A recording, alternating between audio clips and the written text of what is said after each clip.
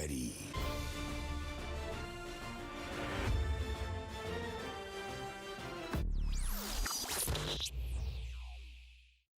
What's going on, guys? Welcome back to the channel. Welcome back to Mad Men. It's been a while since I watched some Mad Men. As I'm currently sitting here, it's been a couple of weeks actually since I've watched Mad Men. I'm back on that train now to finish up. We have about 4 episodes left in this season, and then I have the final season to do, and I'm going to rush towards that end. If you want to just watch till the end, join the Patreon. That's where we at. Anyways, guys, let's jump into the reaction. I will see you guys right after for the review.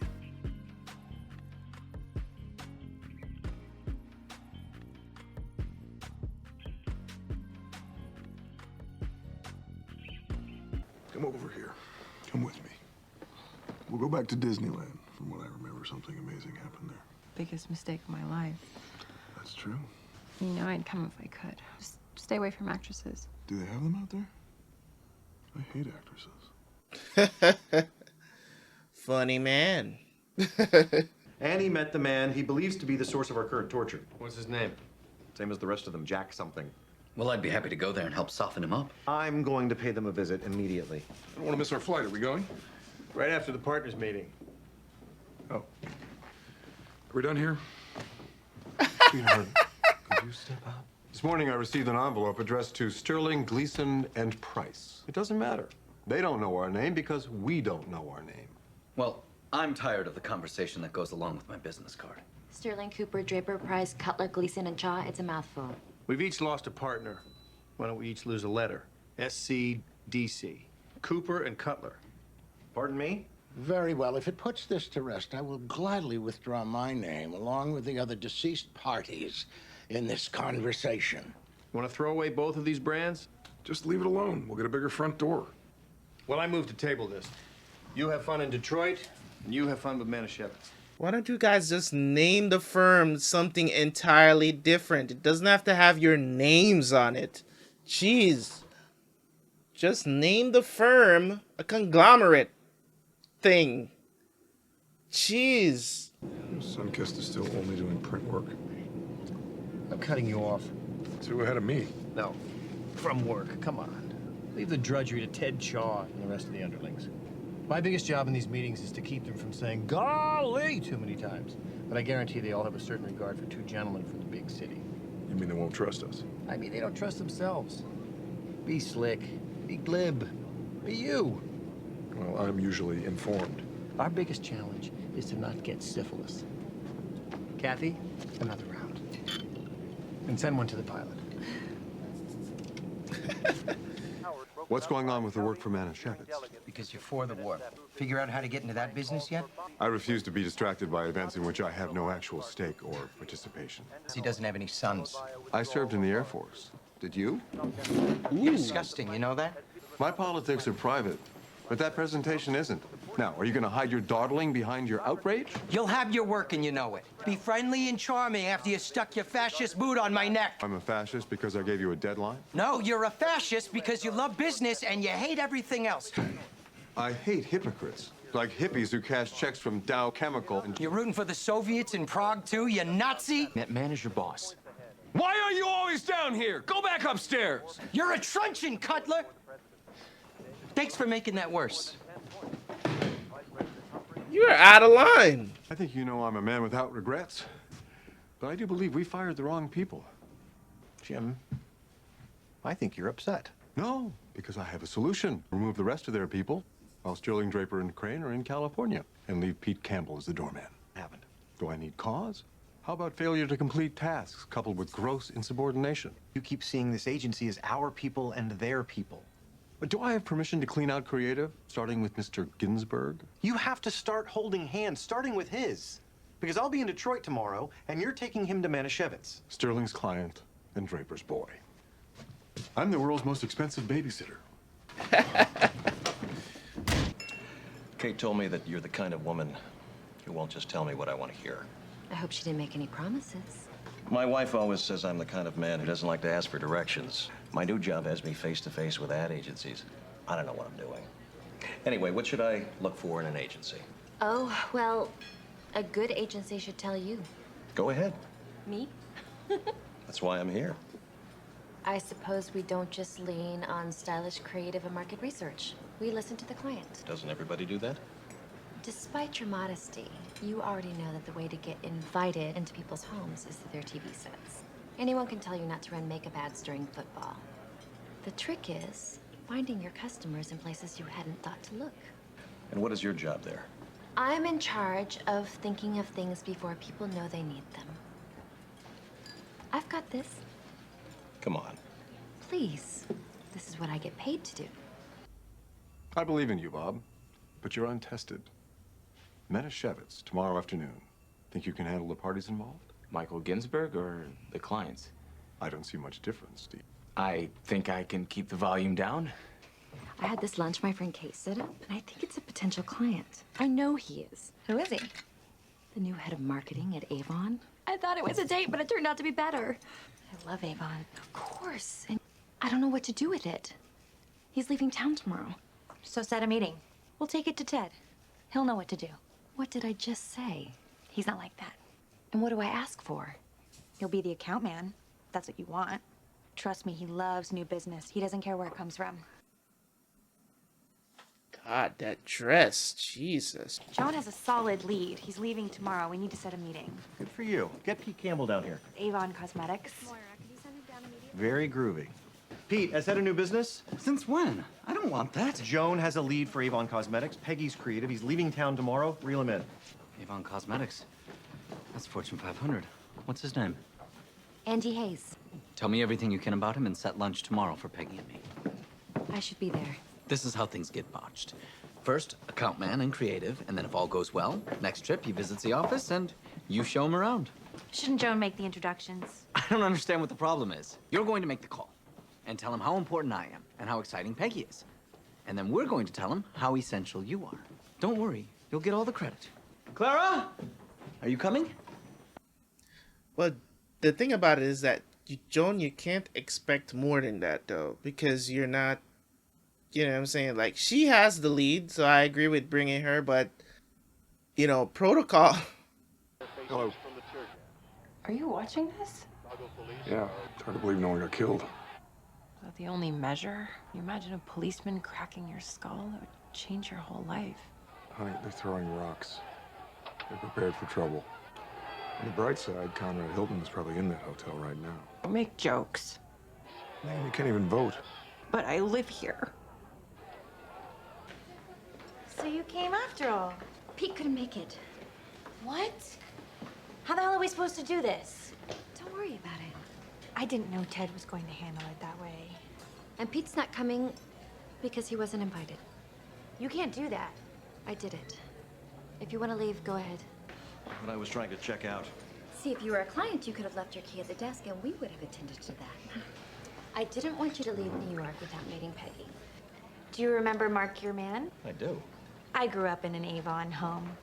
Our lady was Gladys Bowman. In fact, all women have some kind of personal connection to Avon.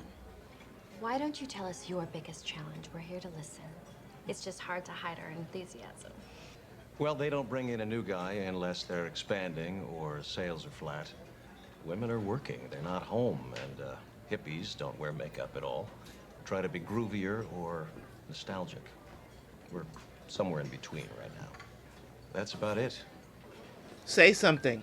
What do you think of your current work? Besides the fact that it's not working. It's okay.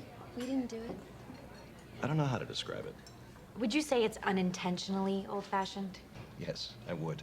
I'm sure you've thought of this already, but Joan and I were saying how convenient it would be to have the Avon lady come to the office. Maybe during lunch? There's no doorbell in an office. Now, why don't you gentlemen tell us how it's possible to devote your energies to our nutritious and delicious instant breakfast and life cereal at the same time? Your powdered milk and dairy products have had a long, successful relationship with breakfast cereal. There's no reason to give that up. Instant breakfast has a different target, adult. They don't eat cereal. They eat bacon and eggs. And what if we were to say we find the conflict unresolvable? But we discussed this over the phone. This is about a whole different level of exposure for your products. Should have a presence on Saturday morning. Where we'll sit right next to one of your cereal ads? Don? Look, Jack, George, I'm sure you know that we would do anything to make this work. We believe that strongly in Carnation. We believe in the wholesomeness of both your intentions and your products. To be frank, we've worked with New York firms before. We come in the morning, try to get you. Everyone's at lunch. And with it comes an attitude, as if to say we're not working hard out here. Look, we're sorry your last So girlfriend hurt time zone is the problem? What is going on? I just handed you the business of your life. What is going on? You just threw it away. What exactly are you planning to do? I know you want this, and now you can't have it. It's mine. And I've been doing account work in one form or another since the day I started. But you are not in that department. I never said that to you when you stopped filing and started writing copy. Yes, you did. Every day. I know you can do this. So why do you think I should give it away? I worked my way up. You were so brave, letting Don carry you to the deep end of the pool. I never slept with him. Congratulations. Sorry, but I never thought I would be in the position to say, Joan, you've made a mistake. This is the only way I could do it. Because all that matters now is who has a relationship with that client. I am sick to my stomach thinking about what you're going to say when they find out. I'll be fine. Ah, Joan, I can't roll with you on this one. You're jumping the gun. Michael? What's wrong? I feel sick. I didn't sleep last night. I don't want to go. I'm not going. I love you. You know that. You're a mother hen. Michael, you look fine. Stop calling me Michael. We have to go. It's a very important meeting, and I don't say that to scare you. I say that to inspire you. I'm part of the problem. Now I am become death, destroyer of worlds. You're not death. You got a little stage fright. Maybe you smoked too many funny cigarettes. I never touched that stuff. It makes you crazy. I know what you're feeling. Fear of opportunity. I can't watch this. Look, you gotta be in the right place all the time. They're beaming them right into my head. Damn it, there is no harm in this. Your people, and they sell wine for religious ceremonies of all faiths. And be the man that I admire. Tell me the truth. Are you a homo? There's that sense of humor. You the guy that came in the taxi?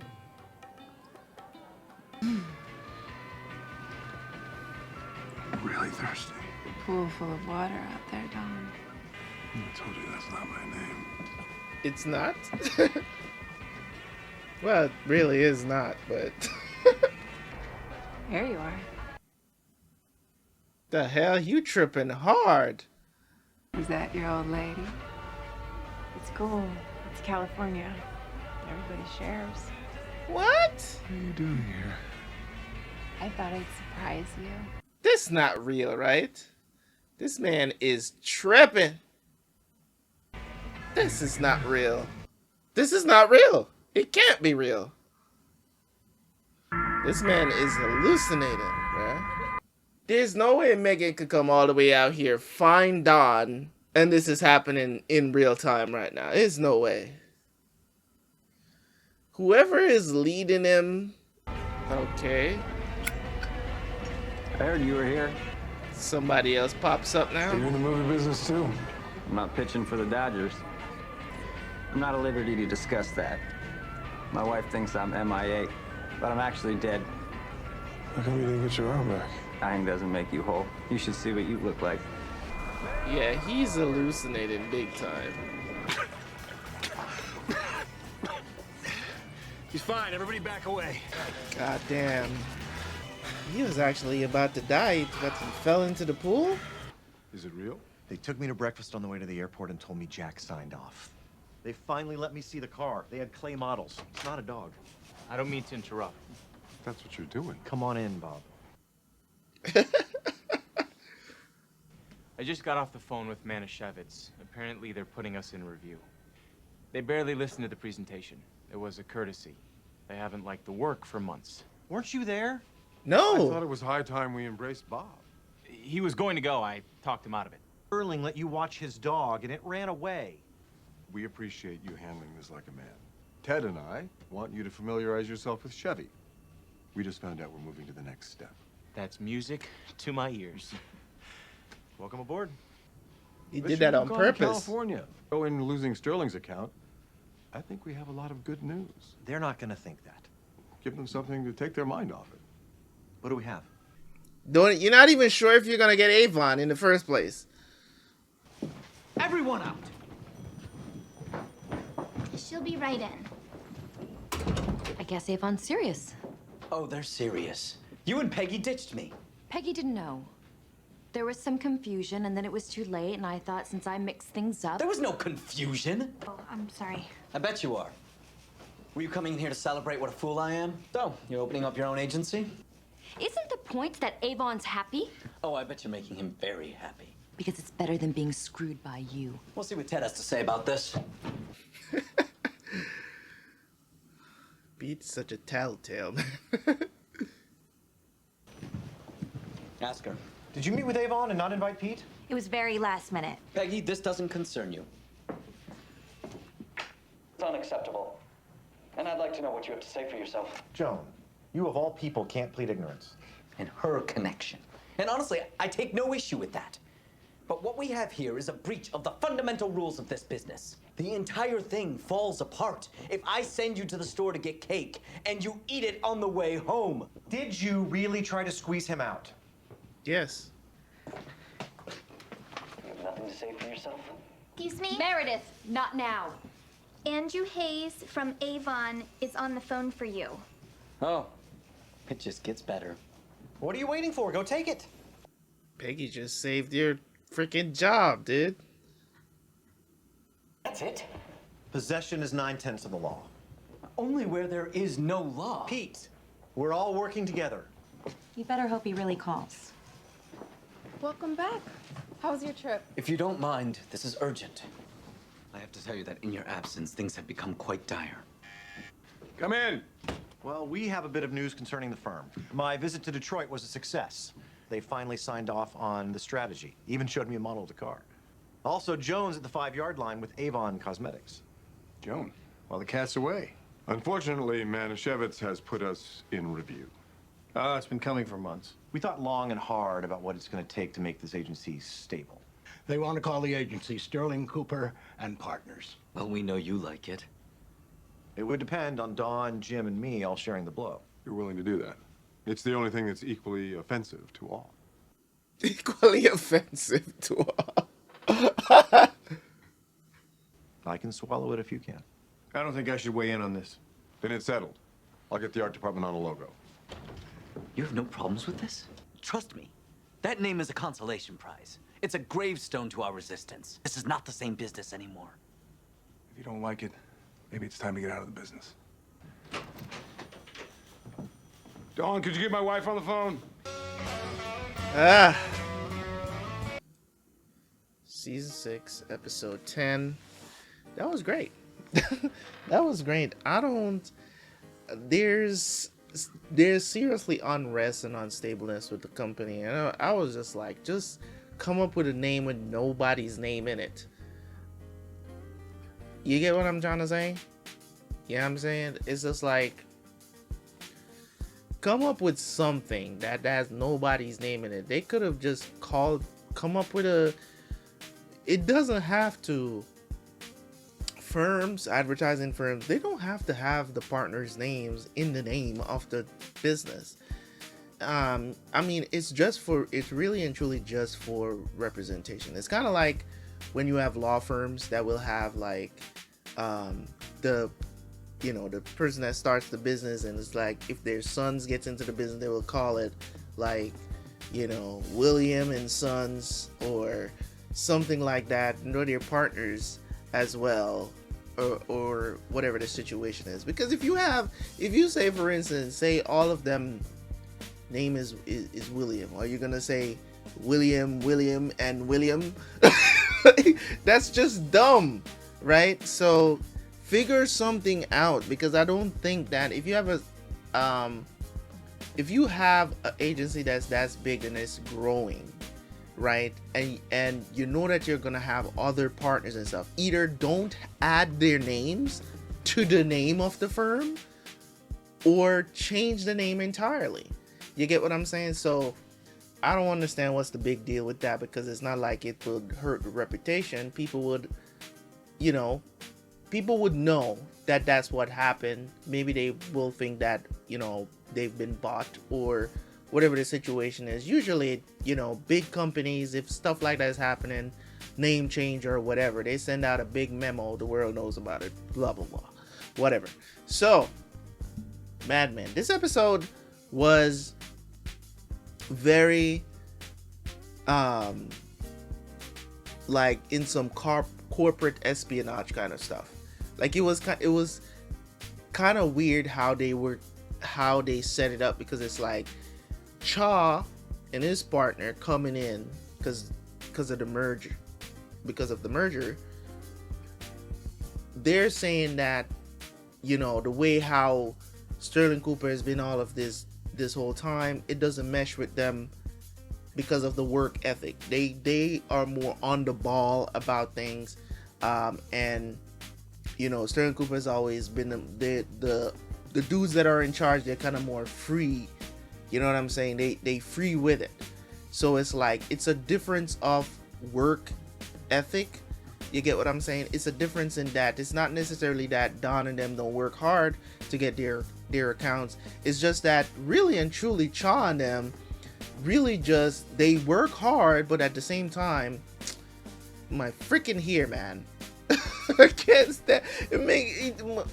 These little hair just comes out the side every time I put my hair in a ponytail.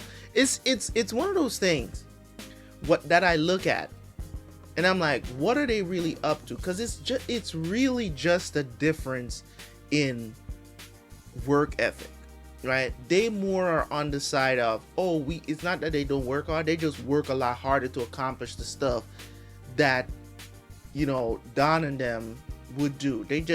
They're more, I would describe them as this. Sterling Cooper's firm, they were more charismatic, except for maybe Pete.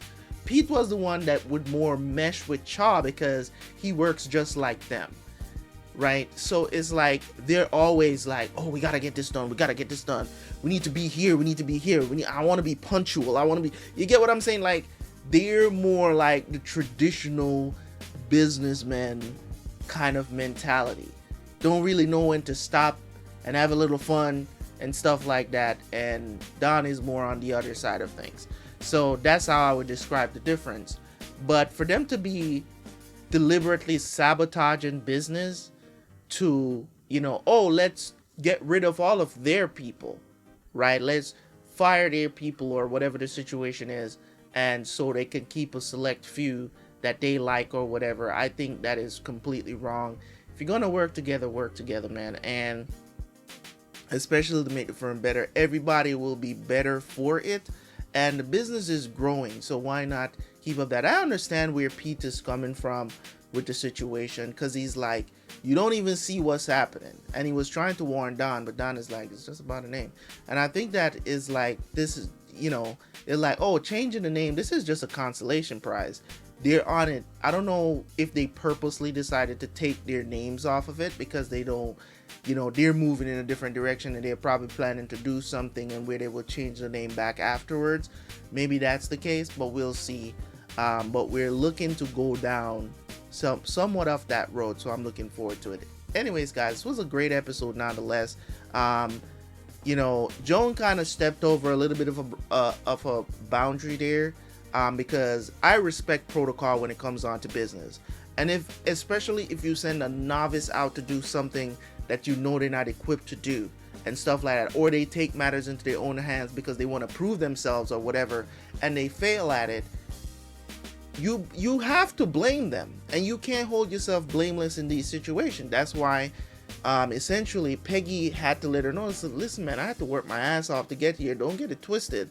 Yes, I understand the opportunity, right? Yeah, there were shots, you know, given from both sides, you know, between her and Jones, but I'm definitely on Peggy's side about it. Like, I understand she wants to get out there, she wants to prove herself that she can do this thing too, but Peggy's like, I want to back you, right? But we gotta still follow protocol, because you get what I'm saying? she almost lost her job. I think that probably Pete would have fired her, even though he was trying to take in some cheap shots at Joan. I didn't like that, because at the end of the day, he's got to understand that you're the one that put Joan in that position to get the client back in the day. Like, you can't look at that and be like, you know what I'm saying? Yes, she did it, but you can't now throw it back in her face.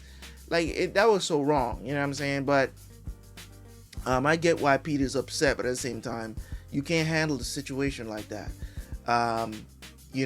So Peggy came in, saved Joan. That was cool of her. I like that she, it's not like she don't care about Joan. It's just like, you're not going to get it by doing it the way that you want to do it right now, by shutting Pete out.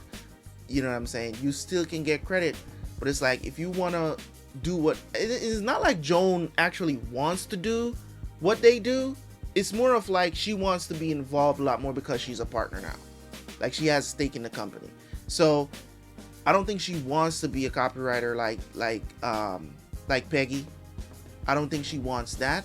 I think she wants a bigger role, but I think she's got to understand that sometimes you have to follow protocol. If you continue to bring in leads, then you have more experience with clients and stuff like that, and they can send you out on your own to maintain those relationships, right? So there's a protocol to it. So you have to follow that protocol. I'm a big believer in that, especially when it comes on to business. There's a way to do things and there's a way not to do things. And if you've established that kind of protocol throughout the business, you don't want somebody to just come in and just start doing something unorthodox and just mess up that process. You just don't want it. So at the end of the day, totally understand where she was coming from. At the same time, she let it get to her head, and that's just what it is. Anyways, guys, thank you guys so much. I appreciate y'all, man. I will see you guys next time for another episode of Mad Men. I'm out. Peace.